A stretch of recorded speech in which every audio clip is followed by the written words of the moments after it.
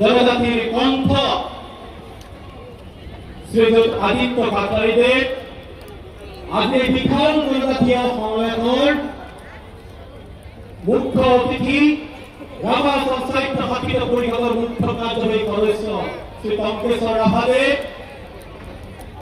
বড়ো সাহিত্য সভাৰ সাধাৰণ সম্পাদক নীলকান্ত গোয়াৰীদেৱ, এই মঞ্চত উপবিষ্ট CC-টোৱা অৰ্থাৎ 26টা জনজাতীয় সংগঠনৰ শ্ৰদ্ধাৰ সভাপতি সম্পাদকসকল, জনগোষ্ঠীয় সাহিত্য সভাৰ সভাপতি সম্পাদকসকল, শ্ৰদ্ধাৰ জনজাতি সমাজৰ বিশিষ্ট ব্যক্তিসকল, মঞ্চৰ সন্মুখত আজি নিজৰ বাবে আমাৰ বাবে অধিকাৰ বিচাৰি এই খেলপথাৰত সমবেত হোৱা শ্ৰদ্ধাৰ ৰাইজ, আপোনালোক কোন প্ৰথমতে মই CC-টোৱাৰ হৈ নিখিল ছাত্ৰ সন্থাৰ তৰফৰ হৈ সাদৰ নমস্কাৰ জনাইছো।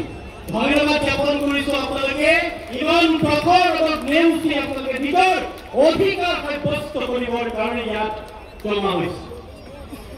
শ্ৰদ্ধাৰ ৰাইজ, আমাক সকলোৱে হেঁচা মাৰি ধৰিছে। আমি অকলশৰীয়া আজি ট্ৰাইবেলসকল, গতিকে সকলোৱে এই সভাখনত এনেকে থাকক যাতে কোনো বাহিৰৰ পৰা আহিলে আমি হেঁচা মাৰি মাৰি দিব পাৰো।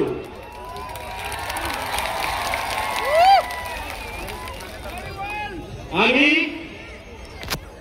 সভা আৰম্ভ কৰাৰ আগত আমাৰ জনজাতিসকলৰ স্বত্বাধিষ্ঠাসকলক আমি শ্ৰদ্ধাঞ্জলি জ্ঞাপন কৰিছো।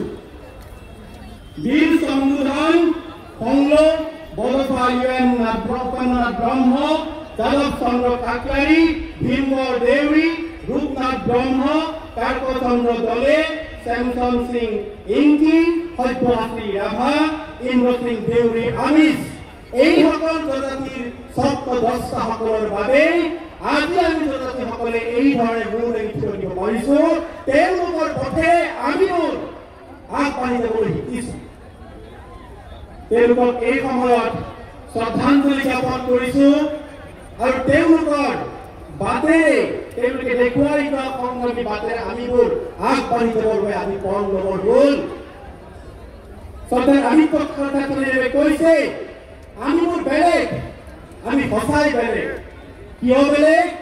আমাৰ ভাষা, সংস্কৃতি, লোক সংস্কৃতি, আমি লাজকুৰীয়া, আমি পশ্চাৎপদত থাকি ভাল পাওঁ, আমি কেতিয়াও আগবাঢ়ি যাবলৈ নোখোজো, সেইকাৰণে আমি বেলেগ।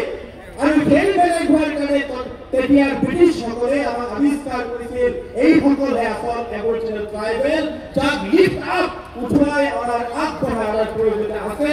আৰু সেইকাৰণে আমাক ট্ৰাইবেল বুলি অভিহিত কৰিছিল। পৰৱৰ্তী সময়ত স্বাধীনতাৰ পিছত B.R. আম্বেদকাৰ দলিত নেতাই আমাক যে বিশেষ সুৰক্ষাৰ প্ৰয়োজন, সাংবিধানিক সুৰক্ষাৰ প্ৰয়োজন, সেই সুৰক্ষা প্ৰদান কৰিছিল। কিন্তু সেই সুৰক্ষাক আজি এছামে কেৱল সুবিধাৰ স্বাৰ্থত ট্ৰাইবেলসকলৰ লগত একাকাৰ হ'ব বিচাৰিছে। আমাক এক অৱধাৰণা দিছে। অৱধাৰণা এইটো যে সকলোকে ট্ৰাইবেল কৰিলেহে অসমভূমি সুৰক্ষিত হ'ব, অসম সুৰক্ষিত হ'ব। আমি সামগ্ৰিকতাক বিশ্বাস কৰোঁ, সামগ্ৰিকতাক সন্মান জনাই অসমৰ আমি জনজাতীয় নাগৰিক সুৰক্ষা সকলো আছে কাৰণে সুৰক্ষিত কৰিবলৈ আমি দায়বদ্ধ। কিন্তু সেই বুলি আমি সামগ্ৰিকতাৰ স্বাৰ্থত নিজৰ জাতীয় ভাষা, সংস্কৃতি, অৰ্থনীতি সকলোবোৰ কি আমি জলাঞ্জলি দি আমি বিলীন হ'ম নেকি? আমি নহওঁ। সেইকাৰণে বেলেগ হৈ থাকিম, আমি হৈ থাকিম, আমাৰ অধিকাৰ আমাৰে হৈ থাকিব লাগিব। ইয়াৰ চৰকাৰক আমি দাবী জনাইছোঁ।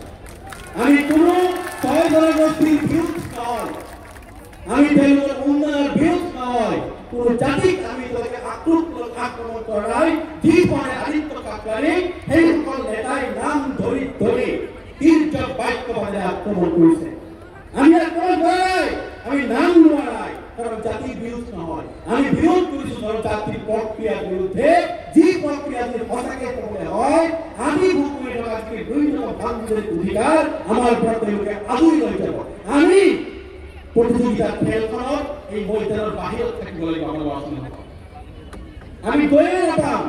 গতিকে যিখিনি সুবিধা আমাৰ আছে সেইখিনি আমি নেহেৰুৱাম আৰু নেহেৰুৱাৰ কাৰণে গণতান্ত্ৰিকভাৱে যে আন্দোলন কৰিব লাগে আমি কৰি যাম।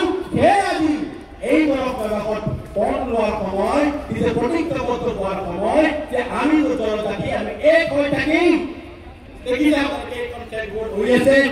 কিমান ৰং বিৰং আমি ট্ৰাইবেল আমাক লৈ পেলাই মানুহে গৱেষণা কৰে, ৰিচাৰ্চ কৰে। আমাক কেতিয়াবা এনেকুৱা হয় যে আমাৰ সংস্কৃতি কৰে তেওঁলোক তৎপৰ, কিন্তু আমাৰ উন্নতি আমাৰ উন্নয়ন আমাৰ অধিকাৰ চিন্তিত নহয়। সেয়ে ট্ৰাইবেল জাতিবোৰ হ'ল যিসকল শ্ৰদ্ধাৰ ব্যক্তি আমি শ্ৰদ্ধাঞ্জলি জ্ঞাপন কৰিছোঁ, সেইসকলৰ বাটে সেই সংগ্ৰামৰ পথেৰে বাট ধৰিম। আমাৰ সংগ্ৰামী সত্তাত কোনো 6 জনগোষ্ঠীৰ ধমকিয়ে আমাক 1 ইঞ্চিও বিচলিত কৰিব নোৱাৰে। কোনো জনজাতীয় ৰাইজৰ অৱধাৰণাই আমাক বিচলিত কৰিব নোৱাৰে।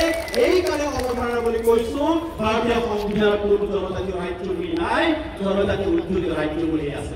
সেই অৱধাৰণাৰে আমাক অধিকাৰক তেওঁলোকে নষ্ট কৰিবলৈ, ধ্বংস কৰিবলৈ, আমাৰ মাজত সোমাই আমাক দুৰ্বল কৰিবলৈ তেওঁলোক আমি প্ৰত্যাহ্বান জনাইছোঁ। তেওঁলোকে এই কাম নকৰে, কাৰণ আমি তেওঁলোকৰ বিৰোধ নহয়। চৰকাৰক আমি ধিক্কাৰ জনাইছোঁ যদি তেনেই হ'বলৈ হয়, কিন্তু আহি থকা সময়ত জনজাতীয় ৰাজ্যে তাৰ প্ৰত্যুত্তৰ দিব। গতিকে সকলোকে মই এই মঞ্চত এই সভাত আহি উপস্থিত সকলো ৰাজ্যক আমাৰ ফালৰ পৰা ধন্যবাদ জনাই আহি থকা সময়ত জনজাতি সংগ্ৰামত আপোনালোকৰ সহযোগিতা বিচাৰি কামনা কৰি মোৰ ক'ব লগা সামৰিছোঁ। ধন্যবাদ।